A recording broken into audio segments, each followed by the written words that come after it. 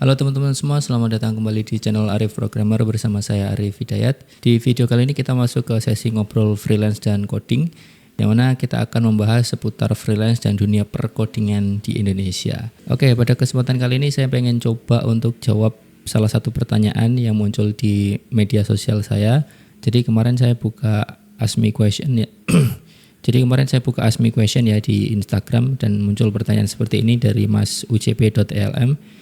Cara buat portfolio tapi minim pengalaman gimana Bang? Nah ini pertanyaan menarik banget karena ini juga dulu saya alami ketika saya pertama kali mau bikin portfolio. Jadi pengalaman masih minim, project belum ada dan ya masih bingung lah. Apa kita harus bikin apa, caranya gimana itu masih bingung banget. Nah saya pengen coba jawab di video kali ini. Jadi sebelum kita masuk ke bagaimana caranya, kita perlu samakan persepsi dulu bahwa portfolio itu adalah kumpulan karya yang menunjukkan kemampuan, pengalaman, dan pencapaian seseorang dalam bidang tertentu.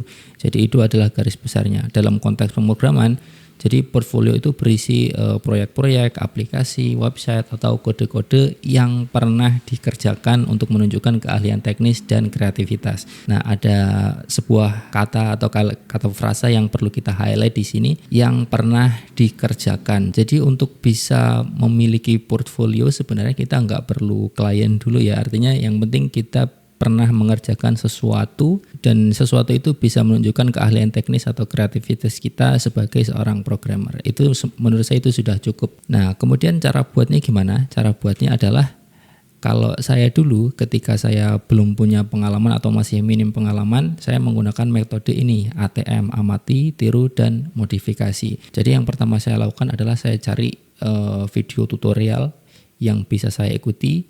Kemudian proyeknya nantinya bisa saya jadikan sebagai portfolio. Kemudian langkah kedua saya amati dulu, saya nonton dulu. Jadi ini proyek kira-kira cocok nggak dengan saya. Setelah kita cari, kemudian kita tonton dulu. Setelah saya rasa ini kayaknya cocok untuk saya ikuti dan saya masih mampu untuk mengikutinya. Nah, kemudian langkah ketiga adalah kita tiru. Pokoknya plek-jiplek sama persis nggak apa-apa sambil kita memahami apa yang disampaikan di video tersebut. Setelah kita paham baru tahap terakhir yaitu kita bisa atau kita sudah mampu untuk memodifikasi.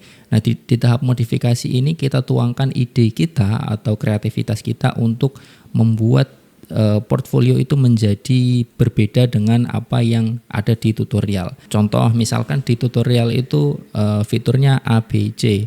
Mungkin teman-teman bisa modifikasi jadi B, C, D atau mungkin A, B aksen C atau yang lainnya. Pokoknya yang jelas kita tuangkan ide kita tuangkan kreativitas kita di dalam project tersebut sehingga project itu sudah memiliki diferensiasi atau pembeda dari tutorialnya. Itu menurut saya pribadi itu sudah layak untuk disebut sebagai portfolio kita. Walaupun asalnya adalah dari sebuah tutorial kemudian kita modifikasi. Tapi kan kalau kita kembali ke ke pengertiannya tadi, portfolio itu kan yang penting project atau aplikasi yang pernah kita kerjakan. Walaupun kita dalam mengerjakan ada referensi dari YouTube atau dari Google atau dari manapun, itu menurut saya nggak masalah. Yang penting itu memang beneran kita yang ngerjain, artinya kita sudah tambahkan hasil karya kita, pemikiran kita, dan semua yang kita bisa di dalam project itu. Kemudian langkah terakhir yaitu setelah projectnya sudah selesai dan kita rasa ini sudah aku banget gitu, itu sudah bisa kita sebut sebagai portfolio. Tinggal kita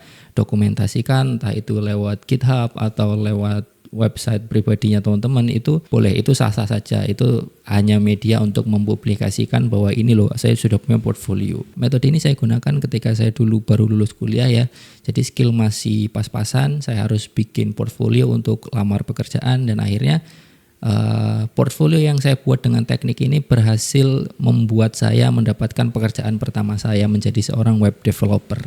Jadi kesimpulannya menurut saya boleh menggunakan hasil tutorial sebagai portfolio asalkan kita menambahkan karya kita di project tersebut. Artinya kita sudah menambahkan modifikasi. Yang tidak boleh itu adalah atau yang tidak saya sarankan adalah ketika teman-teman misalkan beli kelas, contohnya kelas saya. Nah itu kan biasanya di setiap kelas saya itu saya kasih source code-nya untuk teman-teman bisa coba dan pelajari. Ketika teman-teman dapat source code dari saya yang mana itu adalah bonus dari kelasnya, kemudian teman-teman lampirkan kode tersebut sebagai portfolio. Nah, menurut saya itu yang tidak boleh atau tidak etis gitu, karena kode yang teman-teman berikan itu bukan buatan dari teman-teman sendiri. Artinya itu memang bonus yang saya berikan kepada teman-teman melalui pembelian kelas, dan itu hanya sebagai media untuk belajar, tidak cocok atau tidak etis ketika itu dijadikan sebagai portfolio. Oke, mungkin segitu saja untuk video kali ini. Mudah-mudahan apa yang saya jelaskan bisa sedikit membantu ya, dan bisa menjawab pertanyaan dari teman-teman. Buat teman-teman yang belum subscribe, silahkan di subscribe dulu. Sampai ketemu di video berikutnya, dan happy freelance ya guys ya.